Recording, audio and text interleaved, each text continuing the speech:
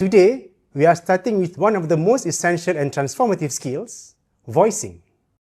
Hi, my name is Dr. Fairuz from the Faculty of Creative Arts, University Malaya. In piano performance, voicing means controlling the relative volume and tone of different notes of a chord or texture.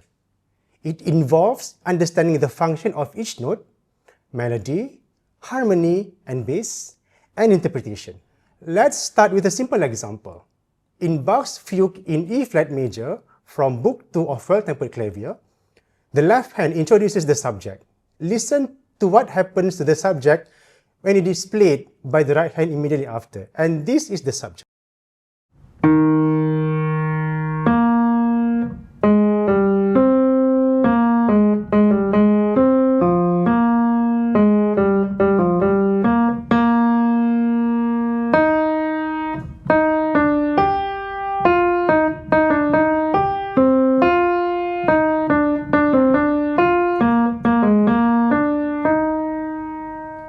Now, I'll play the phrase in full.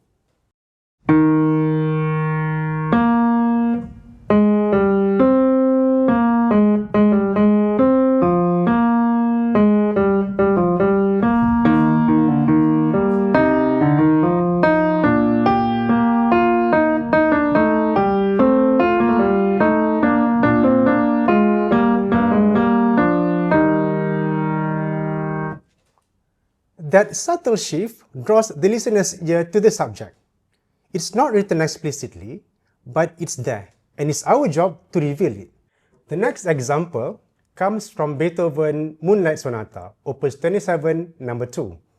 In this piece, voicing becomes even more dramatic. In the first movement, the melody floats above a wash of triplets. If you don't voice this carefully, the melody gets lost, like this.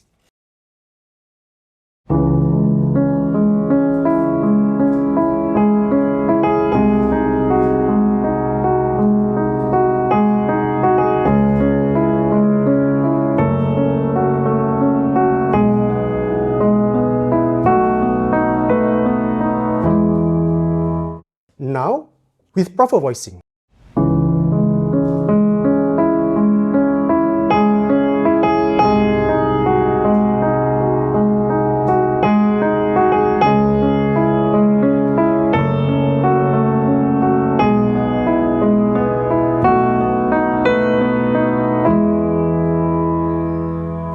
This is also true when the motif is in the bass register.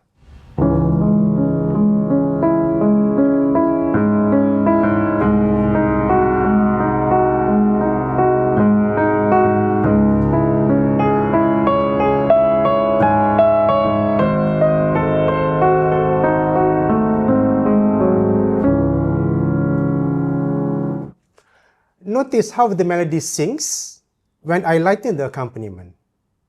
Think of your fingers like a choir. Some voices need to whisper, while others soar. In this piece, Liszt opens the music with thunderous diminished seventh, like the gates of hell's opening. But even in this fury, voicing matters.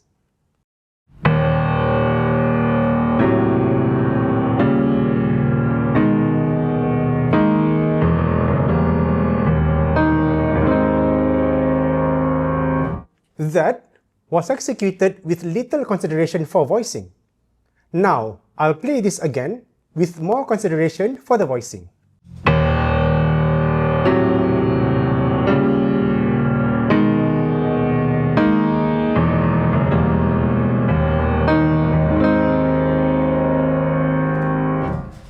Notice how the top notes sing above the chaos. That's voicing. Even in dense texture, we shape the sound to guide the listener's ear.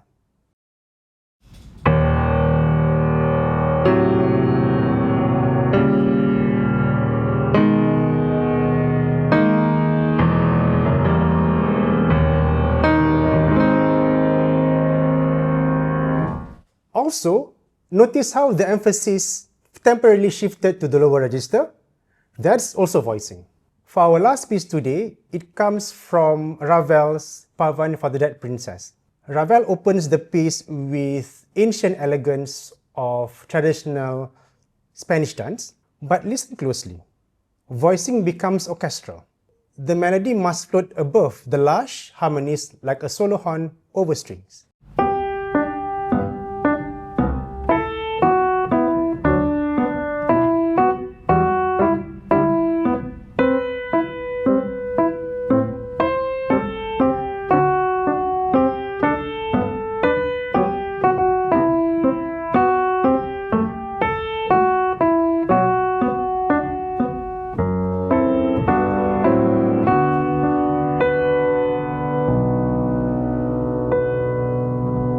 Think of the piano as a palette of colors. Voicing is how we blend and separate those colors. Here are a few tips to improve your voicing. Number 1, practice the melody alone. Isolate it to understand the shape. Like in Ravel.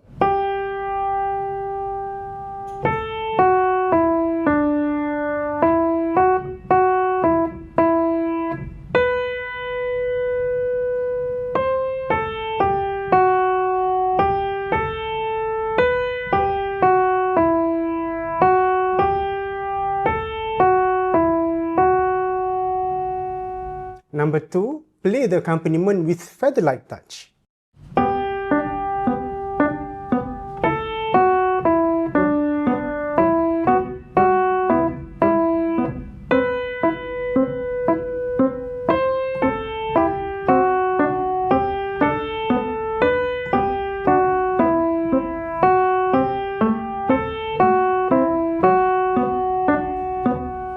Number 3, use finger weight and arm control, not just the finger strength.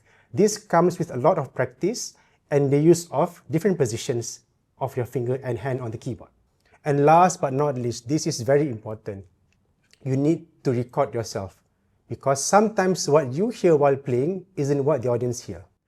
Voicing is subtle, but it's what separates a good performance from a mediocre one. It's how we tell stories at the piano. So take your time, listen deeply, and let the music speak. Thanks for joining me for this episode. In the next episode, we'll explore the fascinating world of musical colors on the piano. See you then.